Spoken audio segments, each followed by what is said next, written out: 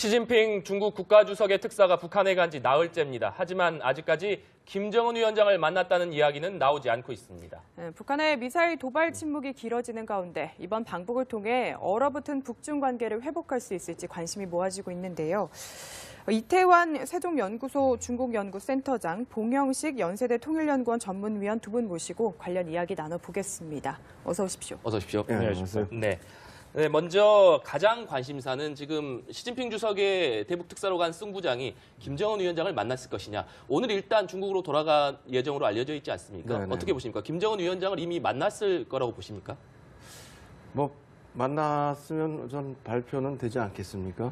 근데 이제 중국의 예전에 시진핑 주석의 경우도 만날 때 혹은 그 이전에 또 보면은 마음에 안 들면 네. 떠나기 직전에 그때까지 그냥 내버려 뒀다가 그때도 뭐 다른 국내 일정이 있다 뭐 이런 식으로 하면서 최령의 특사가 갔을 때도 아마 제가 기억하기로 그랬던 것 같아요. 마지막 순간에 잠깐 만난 경우도 있었고 네. 그러면 이제 북한 입장에서 이번에 방북이 또 그렇게 뭐 호의적인 것만 걷지도 않고 또 여러 가지 상황을 볼 때 중국이 원하는 대답을 하기가 좀 어려운 상황 아니겠습니까? 특히 북핵 문제와 관련해서 그렇다면은 만나더라도 아주 떠나기 직전에 잠깐 뭐 할 수도 있고 그렇지 않으면 내용이 뭐 별로 없는 경우라면은 뭐 그냥 못 만나고 네. 갈 수도 있다 이렇게 보여집니다. 떠나기 직전에 잠깐 만나거나 못 만날 수도 있다 이런 가능성을 예측해 주셨는데 박사님 어떻게 보십니까? 2013년 말에 이제 소위 중국 통으로 여겨지던 장성택 이 숙청되지 않았습니까? 네. 그 이후로는 아무래도 이제 소위 조중 관계가 옛날 같지 않은 건 사실입니다. 그 최룡해 특사를 파견했을 때도 그냥 시진핑 주석이 뭐 반가운 기색 없이 한 손으로 그냥 친서를 받아들여서 이제 북한 입장에서는 굉장히 불쾌한 심기를 노출하기도 했는데요. 이 소장님께서 말씀하신 대로 지금 김정은 위원장이 뭐 특사를 만난다고 해도 서로 굉장히 어려운 대화가 될 것이 확실합니다. 네. 이제 트럼프 대통령과 시진핑 주석 간의 이런 정상회담 결과를 중국 측이 북한에 통보하면서 아무래도 지금 60여일간 북한이 도발을 자제하고 있는데 이 기조를 계속 유지하는 것이 좋겠다는 요구를 할 가능성이 높습니다. 북한 입장으로는 그것을 받아들이되 그렇다면은 어떤 대가가 있을 것인가. 이런 제재가 계속 북한 정권을 조여오고 있는데 여기에 대해서 중국이 어떤 입장을 취할 것인가. 이런 어떤 전향적인 대가를 이제 담보받고 싶을 텐데 그걸 또 중국이 제공하기는 어려운 네. 것이죠. 그래서 이게 서로 어려운 입장이기 때문에 서로 신경전을 벌이는 것이 아닌가 이렇게 생각합니다. 네. 그 때문에 중국에서도 좀 숭타오 특사가 약간 급이 떨어지게 보냈다 이런 이야기가 있던데. 그러니까 중국 쪽으로서는 이번을 굉장히 좀 안전하게 이제 몰아가고 있다는 느낌이 듭니다. 예를 들자면 정말 고위급 인사가 중국에서 파견이 되었다. 그러면 북한 쪽에서도 이제 기대의 수준이 높아질 수밖에 없거든요. 예를 들면 2000년에 그 클린턴 행정부에서 올브라이트 국무장관이 북한에 갔을 때 김정은 위원장하고 이렇게 큰 대담을 한다든지 이제 중량급의 인사가 간다면 그 자리에서 이렇게 뭐 통이 큰 딜이 이루어질 수도 있는데 이제 수ung 부장 같은 이제 실무적인 차원에서의 외교부장이 간다면은 이제 그 실무적인 차원에서 구체적인 안을 토론할 수밖에 없습니다. 그러니까 중국 입장에서도 너무 큰 기대를 하지 말아라. 우리의 메시지는 굉장히 구체적이고 명확하고 북한이 그것을 어떻게 수용하는가에 대한 여지는 없다. 이런 메시지를 이제 전달하는 효과도 있는 것이죠. 네.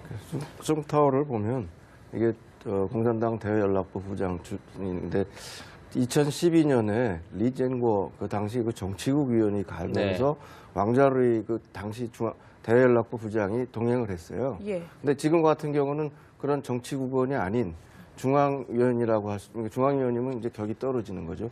그러면서 대외연락부 부장이고 또 이 사람은 대외연락부 부장 전에는 외교부 부부장을 지내고 이제 그런 경력이 있기 때문에 지금 말씀하신 대로 정치국원과 같은 서열에 들어갈 수가 없는 거죠. 그런 고위급에. 그래서 그런 면에서 보면은 좀 더 실무적인 차원의 만남을 이제 통해서 좀 더 큰 그림을 지금 그리고 있는 그런 건 아니다. 네. 오히려 좀 더 이 현재 상황을 잘 설명해서 북한으로 하여금 다시 한번 잘 생각하고 대처할 수 있도록 해주는 그런 입장이 아닌가 싶습니다. 네. 이 중국 관영 황구시보 같은 경우에는 숭타오가 마술사가 아니다라면서 어떤 네. 국제사회의 기대 너무 큰 기대를 갖지 말라 이런 반응을 네. 보이지 않습니까? 이 부분 역시 그런 분위기가 반영됐다고 봐요. 그렇게 볼 수도 있고요. 왜냐하면 지금 단계에서 이제 뭐 러시아에서도 특사를 보낸다 뭐 여러 가지 상황이 있습니다. 저도 지금 말씀하셨듯이 미중 정상회담 직후라 네. 그걸 또 설명하는 과정이 있다 보면은 단순히 19차 당대회 결과만 뭐 가서 설명하고 올 것은 아니거든요. 그러니까 그런 부분을 볼 때 이번에는 굉장히 조심스러운 서로 반응을 떠보는 그런 기회로 보기 때문에 여기에서 뭐가 갑자기 확 바뀔 것이다 이렇게 기대를 하고 가지는 않았다고 봅니다. 네. 그리고 지금 현재 굉장히 북중 관계가 경색된 국면이라서 이것을 풀기 위해서는 좀 여러 단계의 접촉이 있어야 될 것으로 봅니다. 네. 근데 사실 이 부분을 미국도 모르진 않을 텐데 트럼프 대통령 같은 경우에는 SNS에 좀 기대감을 드러냈거든요. 이건 어떤 의중일까요? 이 트럼프 행정부가 이전 오바마 행정부와 큰 차이를 보이는 건 뭐냐면은 결국엔 북핵 문제를 해결하려면 중국의 힘이 필요하다. 근데 중국이 그 힘을 함부로 행사하지 않을 것이다. 그래서 최대 압박과 최대 관여라는 것은 비단 북한을 향한 이런 정책일 뿐만 아니라 중국에 관한 것도 있습니다. 이전 행정부랑 틀린 거는 이제 트럼프 행정부는 정치 안보 문제랑 경제 문제를 합쳤거든요. 예전에는 이제 따로 분리해서 중국을 접근을 했는데 네. 그 한 가지 차이는 이제 싫든 좋든 간에 중국 보고 북한 문제에 있어서 일정 정도 책임 있는 행동을 보일 수밖에 없다. 그걸 계속 요구하고 있는 것이죠. 중국 입장에서는 이제 같은 입장을 반복하고 있는데 중국은 책임 있는 행동을 계속하고 있다. 유엔 안보리 제재 차원에서. 그리고 중국이 북한에 대해서 무슨 정말 마술사가 아니고 모든 일을 다 마음대로 할 수 있는 것이 아니다. 그것을 이해해야 된다 하는데 이제 트럼프 행정부에서는 그래도 계속 중국을 압박함으로써 그걸 통해 가지고 이제 북한을 무조건 조건 없는 이제 대화의 장으로 끌어내겠다 이런 전략이죠. 근데 그 상반된 입장이 계속 이제 경쟁을 하고 있는 것입니다. 트럼프 행정부에서는 계속 중국에 대해서 어떤 때는 칭찬을 하고 어떤 때는 실망을 표현하면서 중국 역할로를 계속 강조하고 기정사실화하고 중국 입장에서는 그건 무리한 요구다. 중국은 정말 노력할 수 있는 이상을 하고 있다. 이런 입장을 계속 맞추고 있는 것이죠. 네.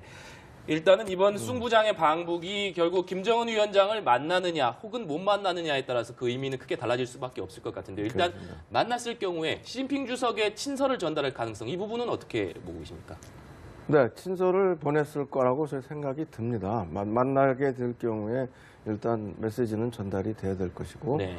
그러나 그것이 꼭 직접 못 만나더라도 전달은 가능하니까 다만 그 메시지에 이제 곤란한 것은 아니 친서가 갔는데 그거를 면전에서 부인하고 우리는 그런 거에 뭐 따라갈 수 없다. 네. 뭐 북핵 문제는 협상의 대상이 아니다. 간접적으로 지금 그 제네바 그 대표부 네. 대사를 한대성 대사를 통해서 어느 정도 그 입장을 표출하지 않았습니까?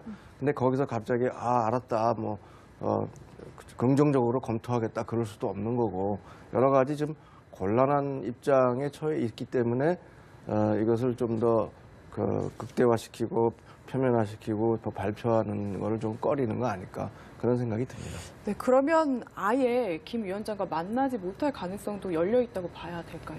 그 이제 양쪽이 이제 안전하게 접근을 하고 있습니다. 이제 송 부장의 지위도 그렇고 그렇지만 또 이수영, 최용해라는 북한 외교에서의 핵심적인 인물은 또 만났지 않습니까? 최룡해 부위원장의 컴백이 사실 지난 60일 동안에 북한이 도발을 자제했을 때 가장 큰 변화 중에 하나인데 이런 군과 외교를 통솔하는 주요 인물과 직접 만났다는 것 자체는 뭐 비록 그 김정은 위원장하고 직접 만나면 없더라도 중국 입장에서는 제대로 전달이 됐다고 얘기할 수 있고 북한 입장에서는 그 면담이 불발된다 그러면은 우리는 비핵화를 전제로 한 대화에는 절대 참여하지 않겠다는 입장을 또 확인한 것이 되고 서로 어떻게 보면은 그 체면을 차릴 수 있다 그럴까요? 네. 아니면 첫 걸음을 긍정적으로 뛰었다는 걸 확인하면서도 너무 앞서가지는 않았다. 이런 식으로 좀 마무리할 수 있는 여지를 남기려는 것 같습니다. 네. 이렇게 두 분 말씀은 그러면 여기까지 듣도록 하겠습니다. 네, 지금까지 이태환 세종연구소 중국연구센터장 그리고 봉영식 연세대 통일연구원 전문위원 두 분과 함께 이야기 나눴습니다. 오늘 말씀 감사합니다. 감사합니다.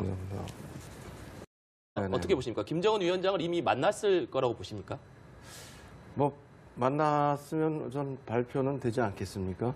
근데 이제 중국의 예전에 시진핑 주석의 경우도 만날 때 혹은 그 이전에 또 보면은 마음에 안 들면 네.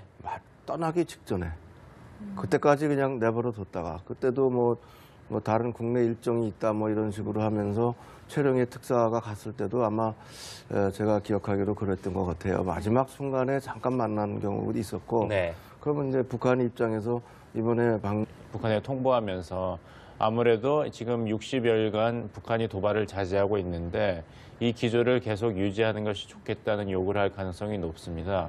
북한 입장으로는 그것을 받아들이되 그렇다면은 어떤 대가가 있을 것인가. 이런 제재가 계속 북한 정권을 조여오고 있는데 여기에 대해서 중국이 어떤 입장을 취할 것인가. 이런 어떤 전향적인 대가를 이제 담보받고 싶을 텐데 그걸 또 중국이 제공하기는 어려운 네. 것이죠. 그래서 이게 서로 어려운 입장이기 때문에 서로 신경전을 벌이는 것이 아닌가 이렇게 생각합니다. 네.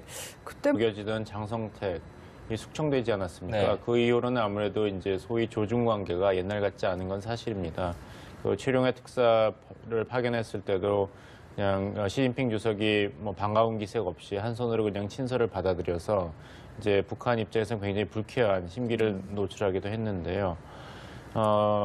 이 소장님께서 말씀하신 대로 지금 김정은 위원장이 뭐 특사를 만난다고 해도 서로 굉장히 어려운 대화가 될 것이 확실합니다. 네. 이제 트럼프 대통령과 시진핑 주석 간의 이런 정상회담 결과를 중국 측이 시진핑 중국 국가주석의 특사가 북한에 간 지 나흘째입니다. 하지만 아직까지 김정은 위원장을 만났다는 이야기는 나오지 않고 있습니다. 네, 북한의 미사일 도발 침묵이 길어지는 가운데 이번 방북을 통해 얼어붙은 북중 관계를 회복할 수 있을지 관심이 모아지고 있는데요.